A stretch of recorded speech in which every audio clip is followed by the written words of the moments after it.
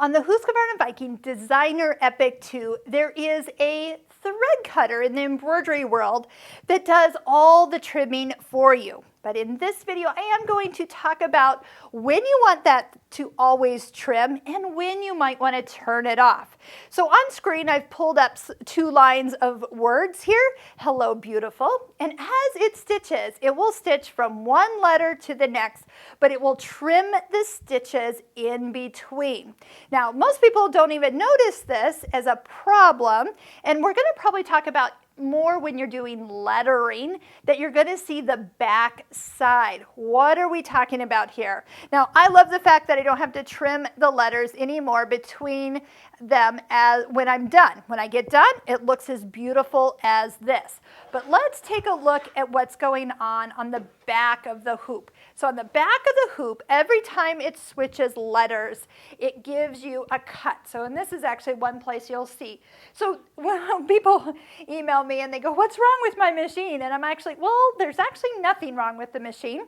You asked it to cut every time it stopped to move to a next section. So these are just the little leftover threads as it pulled the top thread to the back and chopped it off. Well, you do enough of that, it's going to start to look a little messy.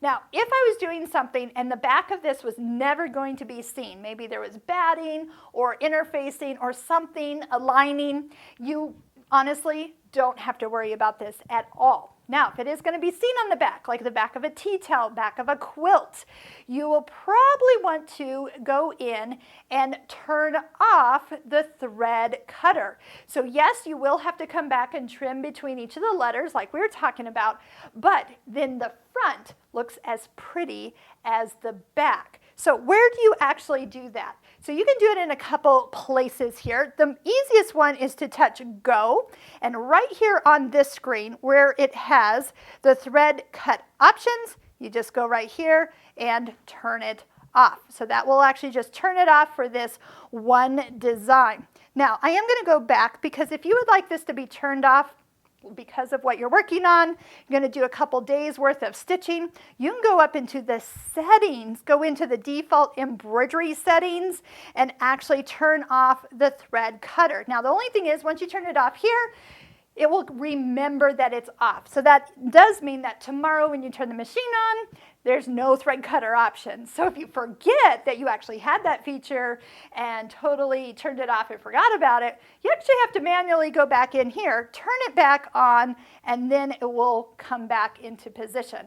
So just keep that in mind. I am a fan of the back sometimes looking prettier than what we're seeing right here, but this is a classic example of the machine doing what it's told, cutting in between every single letter, which the smaller the lettering, the more cuts you're going to see and the messier the back is going to be. Like I said, don't blame the machine.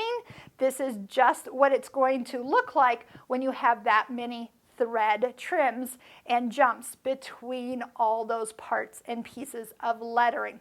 You might turn it off sometimes when there's a lot of detail work with an embroidery design.